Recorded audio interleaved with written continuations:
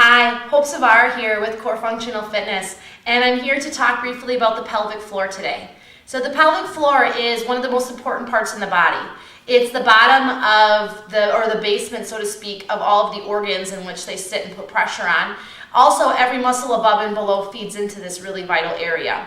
But I found myself in the last several years hearing a lot of uncertainty when it comes to how to contract the core, and maybe even not even acknowledging the pelvic floor itself. But on a very elementary level, and that's the way we're going to try to approach this today, you can ensure yourself and your students to be able to contract the pelvic floor. One, with just getting comfortable with language. Two, understanding three vital areas. And three, just really starting to become more versed in practicing these types of techniques. So I'm going to use my marker board today, and we're going to draw the shape of a diamond.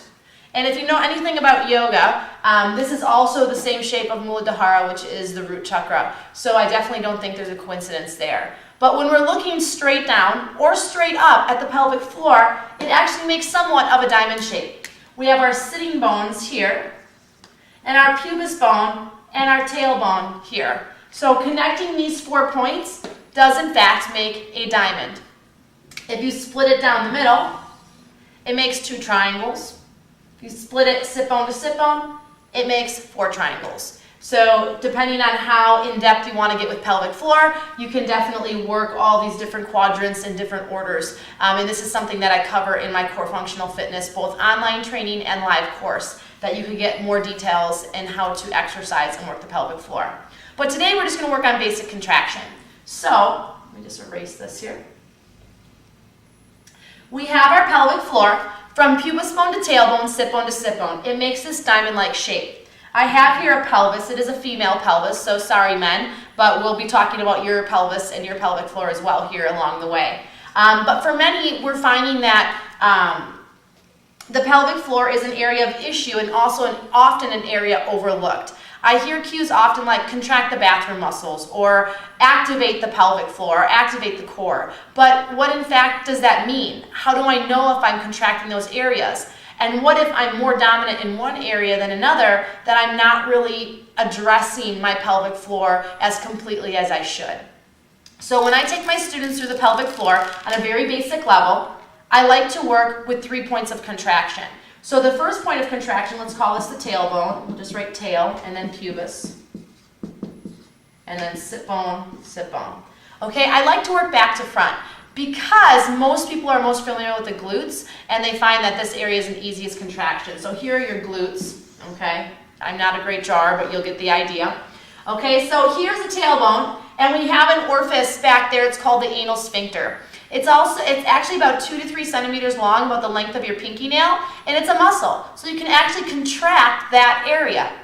So sitting here nice and tall, see if only you can contract that anal sphincter area. It's going to feel like you're pulling in without squeezing the butt cheeks. So no butt squeezing. See if you can just engage that central point there. Okay, so this is going to be the first point of contraction.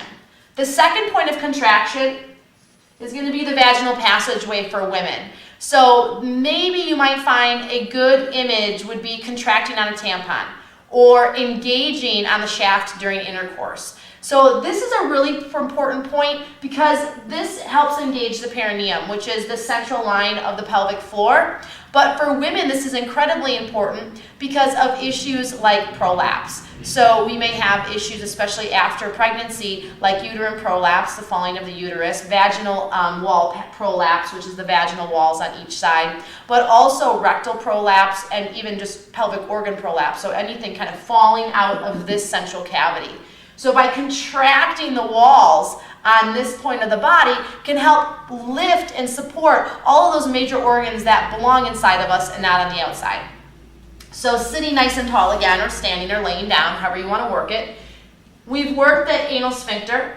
Now let's see if you can go to that central point and see if you can just contract on that area. It may feel very central inside your lower abdomen region. And again, thinking about contracting on those walls or contracting on that shaft. For men, you're going to definitely contract the anal sphincter, but when it comes to the vaginal passageway, you're going to think about the soft tissue behind the scrotum. And so this muscle feels a lot like if you were ever to flex your erection and kind of play with that, or if you've ever been socked in the groin and you kind of pull up very internal, that's kind of the same similar area. So you have also some reference points.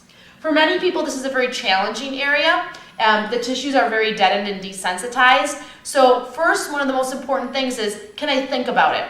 Can my brain at least tell my body what I want it to do, even if it doesn't do it right away?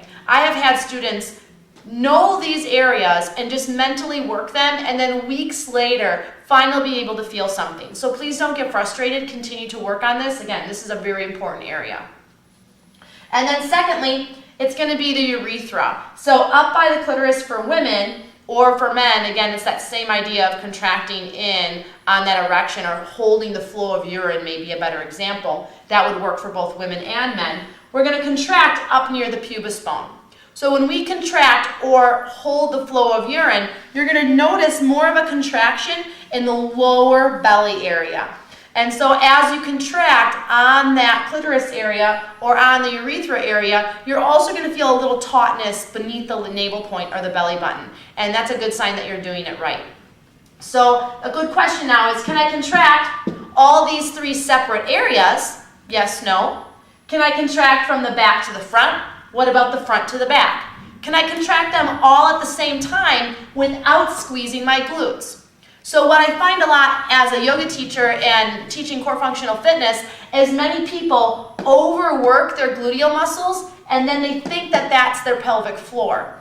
But what I like to tell you is I want you to think about the pelvic floor as kind of the mother to the glutes. So we want to work from the inside out, contract your pelvic floor to then be able to better contract in a more balanced way your gluteal muscles. The glutes are very, very important, but they will take over and give you a false positive that you are in fact working the pelvic floor. So the next time that you go to teach or practice or do anything, just get up and move, can you work and contract these areas? If you're a newly mom, maybe you're going to be sitting and nursing and contracting these areas. If you're someone that likes to run, bike, walk, if you hop, if you want to sneeze and not pee your pants, all of these little things that have kind of been made normal are not normal. And I want you to know that working the pelvic floor is definitely something that you can do, and it's absolutely free. For more information, visit my website at hopecorefitness.com, where I talk more about things like this, especially in my online training, Core Functional Fitness Functional Foundation, and in many of my DVDs. I can't wait to hear from you. Feel free to send me an email at info@hopezvara.com, my name. And from my heart to yours, from my soul to yours, continue to work on one of the most vital areas of the body.